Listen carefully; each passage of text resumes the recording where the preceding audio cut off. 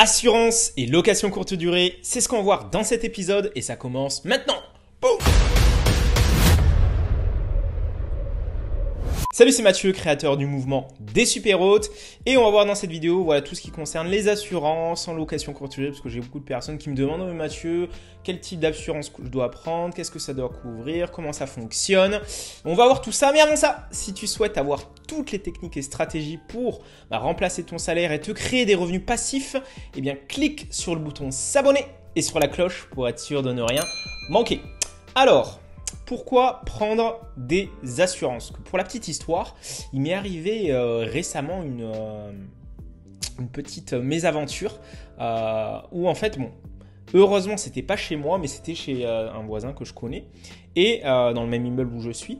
Et ce qui s'est passé, c'est que il y avait en fait des voyageurs qui avaient en gros fait des dégâts. C'est-à-dire qu'ils avaient laissé, en fait, si tu veux, là on le voit, c'était dégâts des eaux. Donc ils avaient laissé le robinet ouvert, le logement il était inoccupé pendant 1 ou 2 jours et du coup, voilà. Donc en gros, tout le plafond, ça s'est humidifié et le voisin du dessous, il a eu tout son... le truc s'est quasiment écroulé, quoi. Donc en fait... C'est parti un peu en sucette où il y a même les pompiers qui sont venus.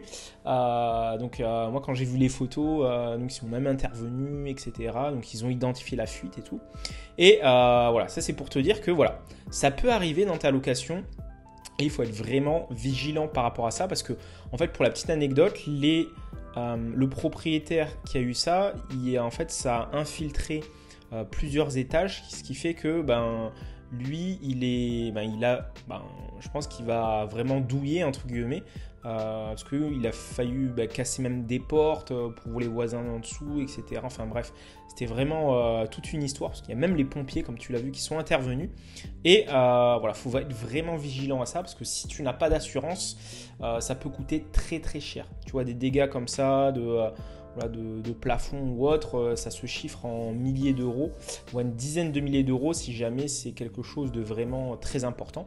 Alors, pour l'assurance, il y a 2 cas de figure. Donc, quand tu fais de la location courte durée, si tu loues, tu vois, ta résidence principale, tu es censé vivre dans le logement au moins 8 mois par an et tu peux le louer en courte durée, donc 120 jours. Et ce qui se passe, c'est que si tu le loues en courte durée, eh bien, tu dois prendre une assurance étendue par rapport à l'assurance que tu as pour te permettre d'être protégé si jamais les voyageurs font des dégâts dans l'appartement ou dans l'appartement des tiers, donc les voisins, si jamais, comme on l'a vu, ils font des dégâts des eaux, un peu comme ça. Donc ça, c'est le cas de ta résidence principale. Après, si tu as un investissement locatif, tu dois prendre une assurance PNO, donc propriétaire non occupant spéciale en fait. C'est-à-dire que ce n'est pas l'assurance PNO classique.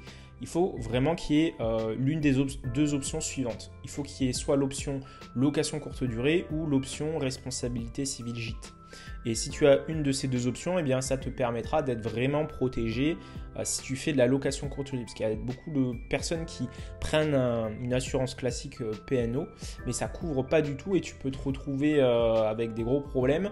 Et on te dit, non, ça ne marche pas parce que ça ne couvre pas la courte durée, ça ne couvre pas votre cas en particulier. Donc, il faut faire vraiment attention à ces 2 options. Donc, vérifie bien ça dans ton contrat. Et également, vérifier qu'il y a bien la mention dans ton contrat assurance pour le compte de qui il appartiendra avec la renonciation à recours. Alors, qu'est-ce que ça veut dire ce truc en chinois?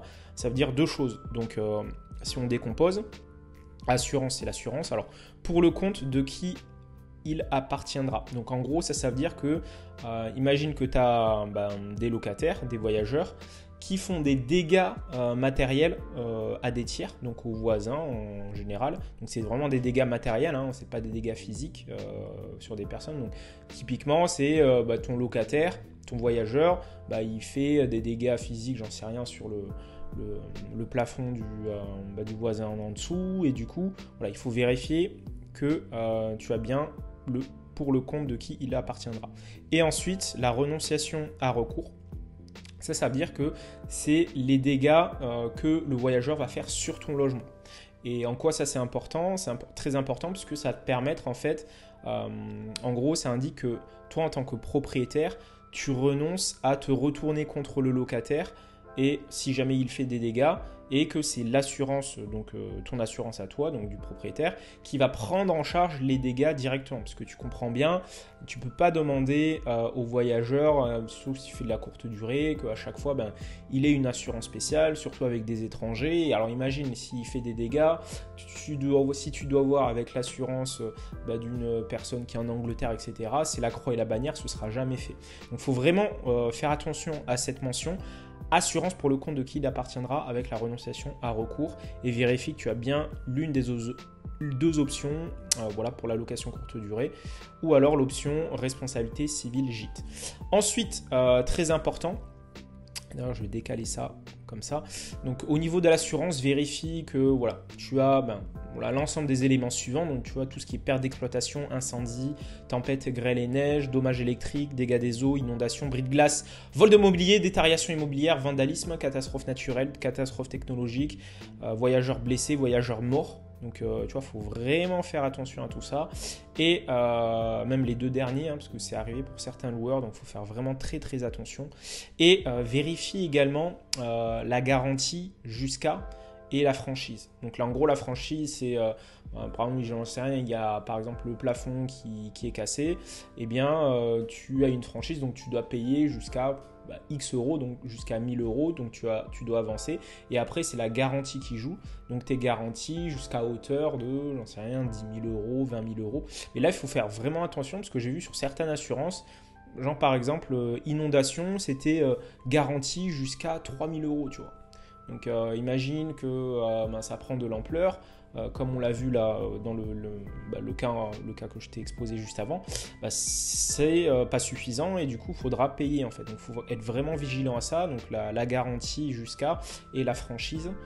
Et je t'invite également à prendre en plus de l'assurance PNO, tu prends une assurance multi-risque professionnelle avec perte d'exploitation. En fait, ça va t'aider à quoi? C'est que si jamais tu as une perte d'exploitation, typiquement par exemple avec le coronavirus, il y a certaines compagnies d'assurance qui ont, pour les personnes elles offraient ce type de service, et pour les personnes qui ont souscrit à ça, elles leur donnent justement il y a un plan de relance en fait où en gros on leur donne 5 000 euros, 7 000 euros, 8 000 euros, ça dépend en fait du profil des loueurs, et ça c'est vraiment utile donc pour les cas vraiment extrêmes comme on l'a vécu un peu avec le coronavirus. Donc il faut vraiment être vigilant par rapport à ça. Donc l'assurance PNO avec l'une des deux options, ou alors et aussi prends une assurance multirisque professionnelle avec perte d'exploitation. Donc voilà pour ce qui est de cette vidéo. Voilà, j'espère que c'était concis, que tu as bien kiffé. En tout cas, de toute façon, je mettrai dans la description le lien de la présentation. Si tu as des questions, pose-les dans l'espace commentaire et puis je me ferai un plaisir d'y répondre. Sinon, il y a tout ce qu'il faut également dans la description et je te dis à très vite dans un prochain épisode. Boum! Toi qui m'écoutes, attention, oui, toi, je te parle à toi. Surtout, ne passe pas à l'action après cette vidéo, non. Ne change rien, reste dans l'ombre et continue de galérer avec ta location courte durée.